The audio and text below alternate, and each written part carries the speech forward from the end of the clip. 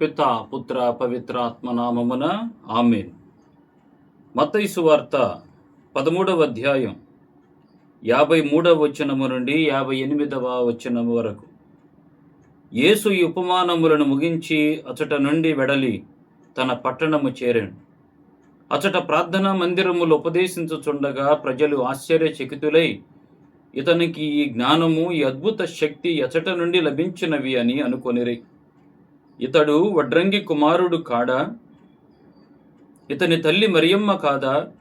యాకోబు, యోసేపు, సీమోను, యోదాలు ఇతని సోదరులు కారా? ఇతని సోదరీమణులు అందరూ మన మధ్యన లేరా?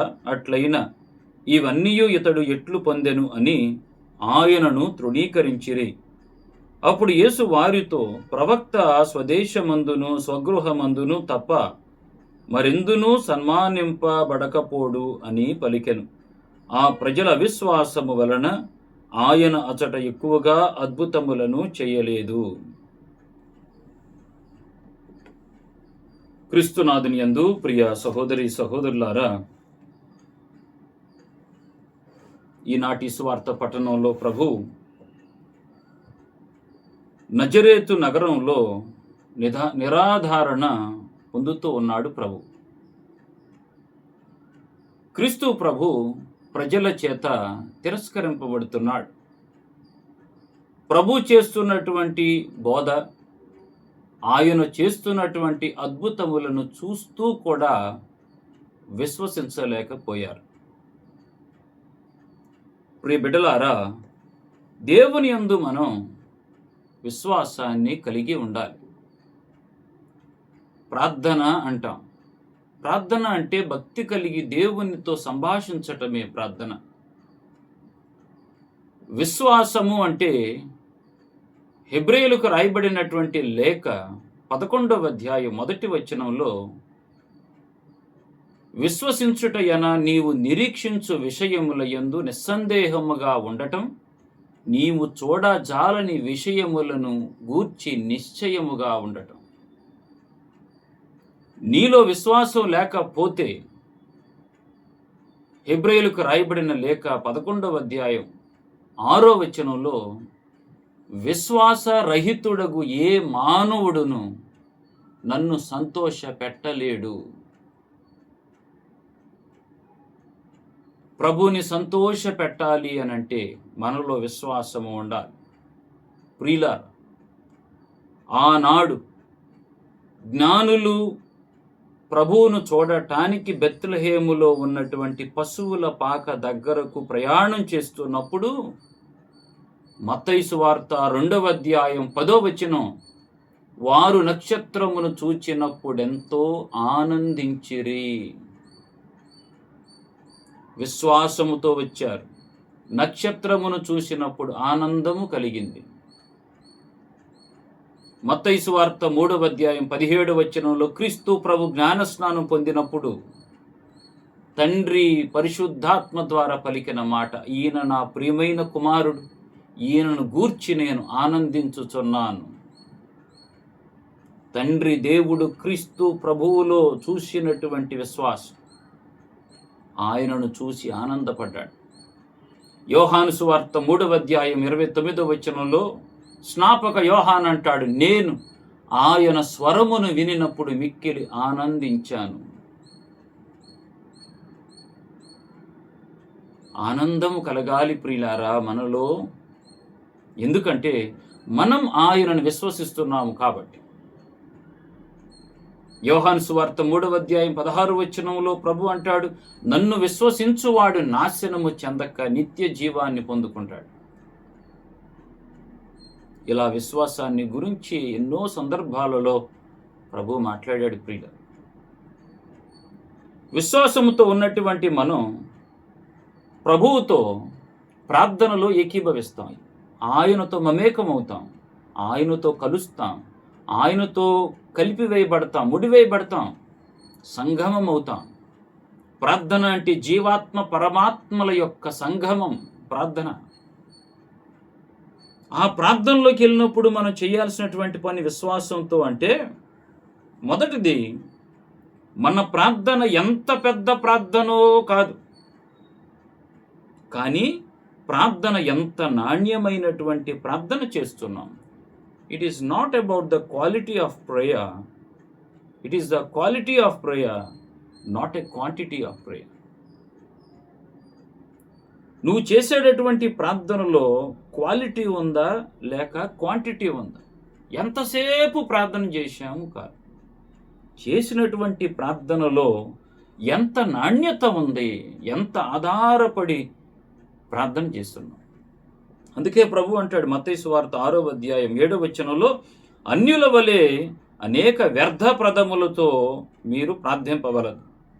శిరాపుత్రుడైన యేసు జ్ఞాన గ్రంథం 7వ అధ్యాయం 14వ వచనంలో, ప్రార్థన చేయునప్పుడు చెప్పిన సంగతులనే చెప్పుకొనుచూ పోవలదు. చెప్పినటువంటి సంగతులనే చెప్పుకొనుచూ పోవలదు.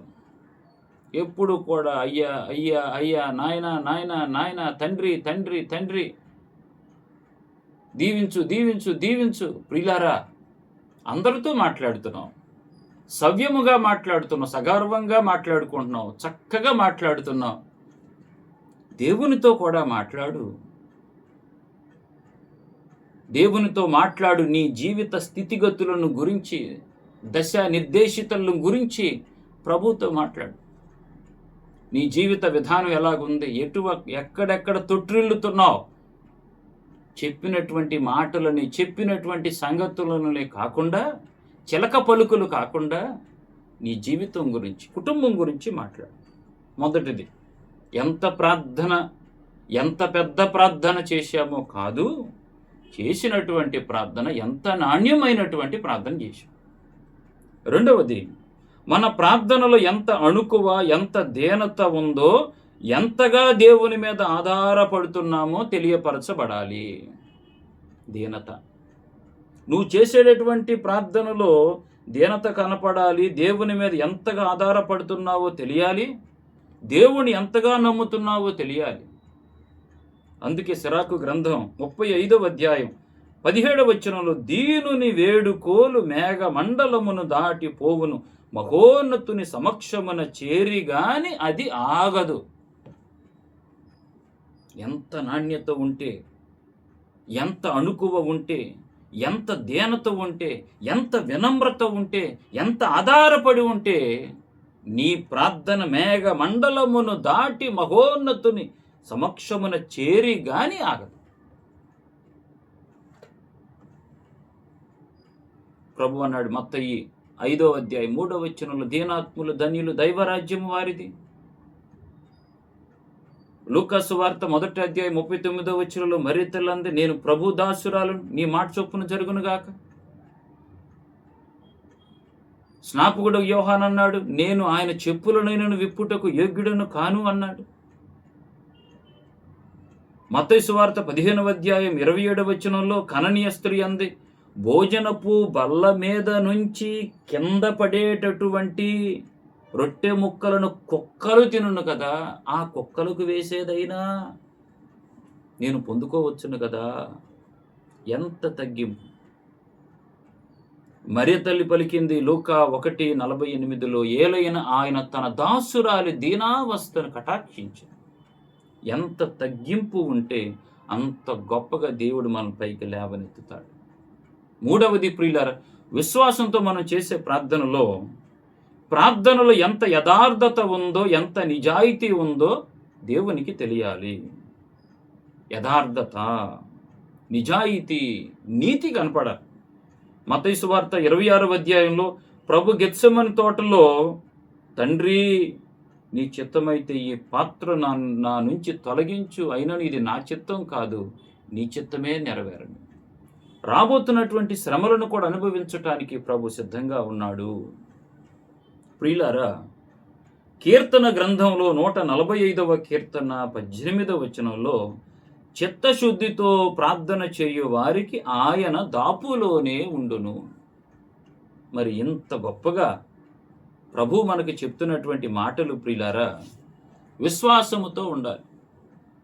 ఈనాడు ప్రజలు క్రీస్తు ప్రభువును చూసి నజరేతులోకి వెళ్తే, ప్రభు గురించి తెలుసు కదా, మన మధ్యలోని వాడే కదా, ఆయన తల్లి మరియమ్మ కదా, ఈయన యోసేపు కుమారుడు కదా, మనవాడే అనేటటువంటి ధోరణిలో వాళ్ళు ఆలోచించారు. అందుకే ప్రభు అద్భుతాలను చేయలేకపోయాడు. ప్రియుల, మన జీవితాలు అద్భుతాలు జరగాలి అనంటే ఆయన దేవుడు, ఆయన భగవంతుడు, మేము భక్తులం, ఆయన మీద నేను ఆధారపడాలి అని అనుకొని మనం జీవించాలి. ప్రియుల, ప్రభు ఈరోజు ఆయన నజరేతులోకి వెళ్ళి ప్రార్థనా మందిరములు ఉపదేశిస్తున్నా కూడా ప్రజలు ఆశ్చర్యచకితులై ఇతనికి ఈ జ్ఞానము, అద్భుత శక్తి ఎచట నుండి లభించినది అని అనుకునేది, ప్రశ్నిస్తున్నారు.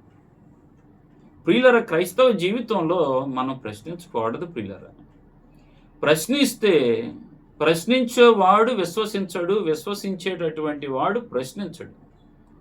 ప్రశ్నించకుండా విశ్వసిస్తే అద్భుతాలు జరుగుతాయి. ఎందుకు ఇలా జరిగింది, ఎందుకు ఇలా వెళ్ళింది, ఎందుకు నా జీవితం ఎలా అయిపోయింది, ఈ ప్రశ్నలు ఎప్పుడైతే నువ్వు తలెత్తుతావో అద్భుతాలు జరగవు. ప్రశ్నించేటటువంటి వాడు విశ్వసించలేడు. ప్రియుల, విశ్వసించండి, దేవుడు మిమ్మల్ని దీవిస్తాడు. కాబట్టి మనం ప్రభుని నిరాదరణకు గురి చేయకుండా, ప్రభుని తిరస్కరించకుండా, ప్రభుని కూలద్రోయకుండా మనము స్వీకరించుదాం. ప్రభు మనందరి యొక్క విశ్వాసము వలన మనల్ని, మన కుటుంబాలను దీవించాలని, శాంతి సమాధానాలతో నింపాలని ప్రార్థన చేద్దాం. ప్రభువు మీతో ఉండునుగాక, మీ ఆత్మతో ఉండునుగాక. సర్వశక్తి గల సర్వేశ్వరుడు పితా, పుత్ర, పవిత్రాత్మ మిమ్ములను ఆశీర్వదించి దీవించునుగాక. ఆమేన్.